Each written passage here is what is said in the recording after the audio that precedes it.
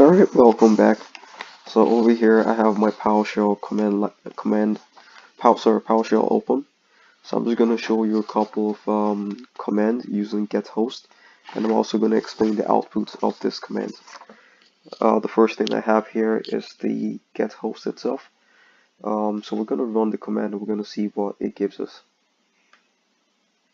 Okay, so over here this command displays information about the Windows PowerShell console, which is the current host program of PowerShell. In this example, it includes the name of the host, the version of Windows PowerShell that is running in the host, and the current culture and UI culture. So we can see over here the name of the host, which is the PowerShell version, and the other informations here. So over here, this is the next command I have in here. So I'm going to run this command. Just take a look in here, and I'm going to explain what the output is. So over here we see the output. So this command over here, this command gets details information about the version of Windows PowerShell running and the host. You can view, but you cannot change these values.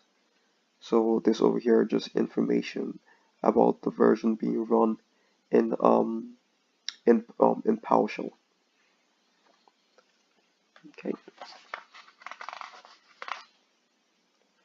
So the next command over here, we're also going to run this, and I'm also going to explain what this is. Alright, as you can see here, this command gets the detailed information from the current culture sets from Windows PowerShell running in the host machine. So this over here are the information of the current culture sets for Windows PowerShell.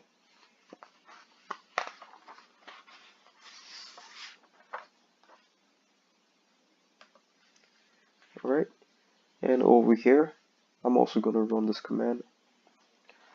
Over here, this command returns details information about the date-time format of the current culture that is being used in PowerShell. So this over here is the date-time format we can use. You know, if you want to display the date in a certain kind of way, these are the different formats in which you can set them up to be displayed as. Alright, and over here our next command, I'm just going to run this. So what this command provides, this command displays the property of the raw UI property of the host object. By changing this value, you can change the appearance of the host program. So by changing this value, you can actually change the appearance of the host program in PowerShell. Okay, and I'm just gonna give an example on how we can do this. So over here, we're gonna be changing the background of the PowerShell get command.